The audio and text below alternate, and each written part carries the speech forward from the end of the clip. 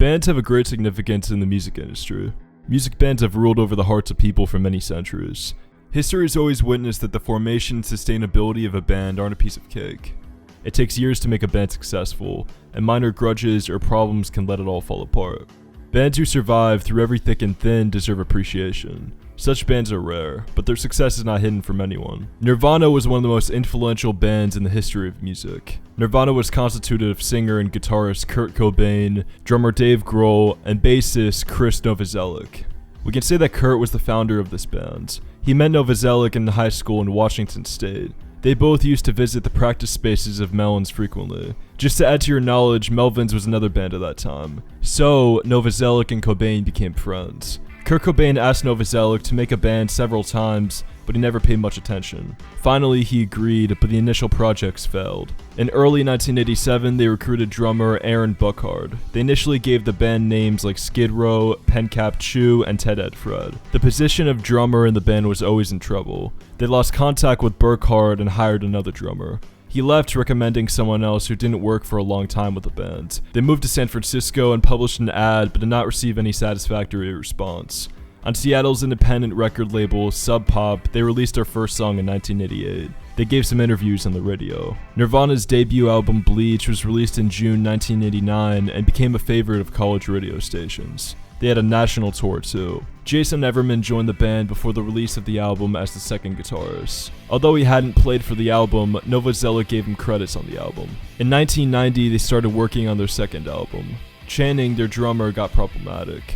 He had some issues with them, so he left the band. At that time, Nirvana released their single Sliver with Dan Peters. In those days, drummer Dave Grohl broke up with his band Scream. Melvins referred him to Nirvana and they hired him. Novoselic later talked about him and said, "We knew in 2 minutes that he was the right drummer." In Los Angeles, they met Silver, and she helped him meet the agents who were experts in finding contracts for new bands. They later thanked Silver in 2014, especially in their interview for introducing them correctly to the music industry. They signed a contract and started recording their first major label album, Nevermind. The agency aimed to sell 250,000 copies of the album. In 1991, 400,000 copies of the album were sold out. In 1992, the album replaced Michael Jackson's Dangerous on the Billboard. Billboard proclaimed, "Nirvana is that rare band that has everything. Critical acclaim, industry respect, pop radio appeal, and a rock-solid college/alternative base." In March 1992, Cobain hoped to reorganize the group's songwriting royalties. He wanted to represent that he wrote the majority of the music. Grohl and Novoselic did not oppose, but when Cobain desired the contract to be retroactive to the release of Nevermind, the clashes arose. The tension between the two sides came close to breaking up the band. After a week of stress, Cobain acquired a retroactive share of 70% of the royalties. A sense of bad feeling remained within the band afterwards. People started saying that Nirvana will soon disband because of the bad health of Cobain. Ignoring the rumors, Nirvana kept on doing shows and concerts. Nirvana's performance at the Reading Festival is recalled as the most memorable performance. For their third and final album, Nirvana chose producer Steve Albini. He was known for opinionated and principled thoughts and personality. They named the album In Utero. Rumors spread that DGC had banned the release of the album. It was shocking for the audience and their concerns arose. Those rumors were untrue. Actually, the band was not happy with the bass level added by Albini. Cobain added more instrumentation and backing vocals before releasing the album. The album topped British and American album charts, selling 5 million copies. That October, Nirvana launched on its first tour of the United States in 2 years, with support from Half Japanese and the Breeders.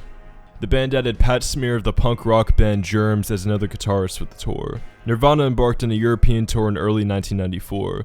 They canceled the rest of the tour when Cobain's wife found him unconscious in a hotel room in Rome. The doctor said he fainted because of the combination of the prescribed rohypnol and alcohol. Somehow, the difficult time for the band started.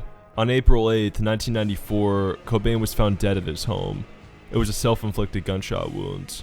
Overconsumption of drugs was thought to be the reason behind his suicide. It was the hardest time for the band's members. At the same time, their popularity touched the sky. The sales rose dramatically in the United States. Their records and stores started decreasing. The manager at Brixton Academy kept on selling tickets to compensate for the loss due to ticket refunds. The situation got so overwhelming for Novoselic and Grohl that they canceled the plan of releasing a live album named Verse Chorus Verse. The band didn't stop making significant achievements. DGC released the MTV Unplugged performance as MTV Unplugged in New York in November 1994. It ranked number 1 on the Billboard charts. They got a Grammy Award for the Best Alternative Music Album. The success followed by the success of Nirvana's first full-length live video, Live Tonight, Sold Out. The live album, From the Muddy Banks of the Wishkah, became the consecutive third big hit for Nirvana. It ranked at the top of the album charts. Grohl founded his band Foo Fighters in 1994. Novoselic didn't argue with him and diverted his interest towards political activism. In 1997, together with Cobain's wife, Courtney Love, Novoselic and Grohl made limited liable company Nirvana. But soon, Love filed a suit against Nirvana. She claimed that it was her bad decision to join this company. Nirvana was Cobain. Without Cobain, there was no Nirvana. The court banned the release of any Nirvana music. Novoselic and Grohl requested the court to remove her partnership and give it to someone else from Cobain's estate. After some time, the issues between the three of them were sorted out. Love took back the case, and they released the best compilation Nirvana, including an unreleased song from a previous recording. You Know You're Right. In April 2006, Love announced that she was selling 25% of her stake in the Nirvana song catalog in a deal estimated at $50 million. It was purchased by Primary Music Wave. Love said, "We are going to remain very tasteful and true to the spirit of Nirvana. We'll take the music to places it's never been before." In the late 2000s, they re-released live albums in the long video and DVD form. Touring guitarists from the Germs and Foo Fighters members Pat Smear performed with the surviving members of Nirvana several times in the 2010s. In 2011, Grohl, Novoselic, and Smear joined for a concert. Novoselic, Grohl, and Smear then performed a full show at Brooklyn's St. Vitus Bar with Jet, Gordon, St. Vincent, and John McCauley as guest vocalists in 2014. I would not go ahead without appreciating the loyalty of Novoselic to Nirvana. This man was ready to stand alone to protect the legacy of the band. Grohl did a wonderful job too. He constantly supported Novoselic, and it is highly commendable. The BBC documentary When Nirvana Came to Britain was released to celebrate the 30th anniversary of Nevermind, featuring interviews from Grohl and Novoselic in September 2021. Nirvana made its name in a very short time with its themes of objection and alienation. After the death of Cobain, people called them the voice of the generation. As Red wrote about them, Nevermind came along at exactly the right time. This is music by, for, and about a whole new group of young people who had been overlooked, ignored, and condescended to. Nirvana is one of the best-selling bands of all time, having sold more than 75 million records, and more than 25 million RIAA certified units. Nirvana is also one of the best-selling music artists in the United States. They have accomplished 10 top 40 hits on the Billboard Alternative Songs chart, including 5 number 1s. 2 of their studio albums and 2 of their live albums have gained the top spot on the Billboard 200.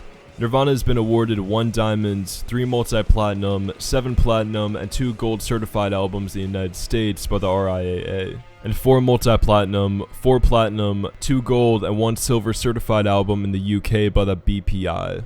As you can see, that is a long list of awards. There's a long list of awards won by them individually and won by their albums and songs too.